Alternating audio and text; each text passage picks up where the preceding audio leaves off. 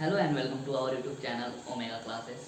दोस्तों आज देखते हैं इलेक्ट्रोमैग्नेटिक इंडक्शन चैप्टर का जो क्वेश्चन बैंक है आपका उसके आंसर्स। ठीक है, तो पहला है सबसे पहले एमसीक्यू सेक्शन। स्टार्ट करते हैं। एमसीक्यू है पहला, in which of the following devices the eddy current is not used. तो एडी करंट के एप्लीकेशंस के अलावा और कुछ है क्या, वो ढूंढेंगे। तो देखो पहला है इलेक्ट्रोमैग्नेट। इलेक्ट्रोमैग्नेट बनाने के लिए एडी करंट लगता ही है, सोलेनॉइड वगैरह पड़ा है। उसके बाद में इंडक्शन फर्नास, वो भी एडी करंट का एप्लीकेशन है।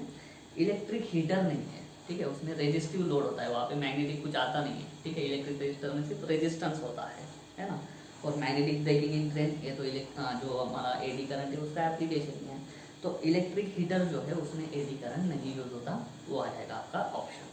दूसरा है an ideal transformer has 100 turns in the primary and 250 turns in the secondary. The peak value of AC is 28 volt. The RMS secondary voltage देखो क्या है, VM दिया है इनपुट, है ना। इनपुट वोल्टेज जो है वो है 28 वोल्ट इनपुट, और N1 है 100 टर्न्स, N2 है 250 टर्न्स, और उसके बाद में हमको RMS सेकेंडरी ढूंढना है, VRMS2 ढूंढना है ना। उसकी वैल्यू कितनी है मालूम है सेकेंडरी साइड। तो हमको मालूम है ट्रांसफार्मर रेशियो वगैरह का यूज कर सकते हैं हम। क्या है, V1/V2 is equal to N1/N2। इसको टर्न्स रेशियो बोलते हैं। तो V1 चलो पीक ले लेते हैं, पहले पीक वैल्यू निकलेगी, उसके बाद में फिर हमारे निकलेगी RMS वैल्यू। तो पीक वैल्यू है 28, V2 मालूम नहीं, N1 है 100/250, है ना। तो इससे V2 कैसे निकलेगा, 28 इंटू 250/100, 0 0, 25 इंटू 28 करना पड़ेगा, है ना। तो ये V2 हो जाएगा, V2 इज इक्वल टू कितना, 700/10 इज इक्वल टू 70 वोल्ट। लेकिन ये जो 70 वोल्ट आया है ये पीक आया है, हमको निकालना है RMS। तो VRMS क्या होगा, V2/√2, पीक वैल्यू अपॉन √2 करेंगे तो इतना आता है। तो ये 70/√2 इज इक्वल टू 70/1.414 है ना, √2 की वैल्यू। ये अगर करते हैं तो आंसर आता है 49.5 वोल्ट, अप्रॉक्सीमेटली 50 वोल्ट। आपके यहाँ पे 49.5 वोल्ट नहीं दिया है, कितना दिया है 50 वोल्ट, तो उस पर आपको टिक करना होगा। सही है, ये था सेकंड।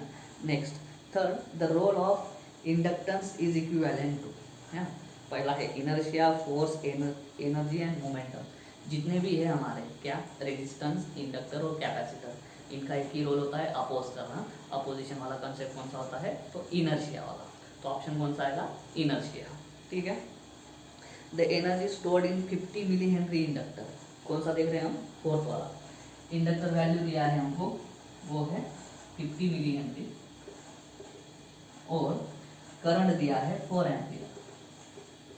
एनर्जी निकालना है, एनर्जी का फॉर्मूला सिंपल है, हाफ LI²। हाफ LI² में वैल्यू डालो, क्या हो जाएगा, हाफ LI² में वैल्यू डालते हो तो हाफ L है 50 इंटू 10⁻³ और ये आ जाएगा 16, है ना। इसको सॉल्व करते हैं, ये आ जाएगा 8 इंटू 50 इंटू 10⁻³ 400 इंटू 10⁻³, ये हो जाएगा 0.4 जूल। तो 0.4 जूल वाला ऑप्शन ढूंढो, मिल जाएगा। कितना है, ए ऑप्शन। ठीक है। नेक्स्ट फिफ्थ वाला, in the expression E is equal to -dφ/dt the negative sign signifies. देखो ये लेंस लॉ है। लेंस लॉ क्या बोलता है कि EMF उसी को अपोज करता है जो उसको प्रोड्यूस करता है। ठीक है, तो EMF opposes the rate of change of magnetic flux. वो वाला ऑप्शन ढूंढो, बी ऑप्शन है, the induced EMF opposes the rate of change of flux, है ना, B option. 6, two pure inductors each of self inductance L are connected in series। ये resistance जैसा होता है, इंडक्टेंस जो होता है वो रेजिस्टेंस की तरह बिहेव करता है। उसको सीरीज में लगा दो, एक का इंडक्टेंस दूसरे के इंडक्टेंस में ऐड हो जाएगा, टोटल इंडक्टेंस मिलेगा 2L। सही है।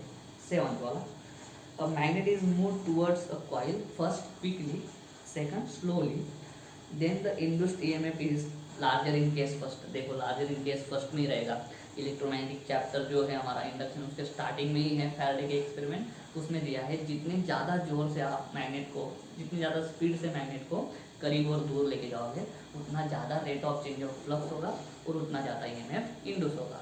तो उस पर डिपेंड करता है स्पीड पे। क्विकली अगर मूव करते हो तो ज़्यादा फ्लक्स इंड्यूस होता है, ज़्यादा EMF इंड्यूस होता है।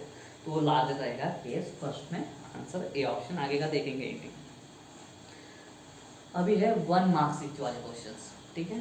उसमें भी हम जाते हैं क्वेश्चन नंबर 5 पे, ठीक। तो दोस्तों क्वेश्चन नंबर 5 है, दिया है हमको a pair of adjacent coil has mutual inductance 1.5 henry. Mutual inductance capital M से डिनोट होता है 1.5 हेनरी।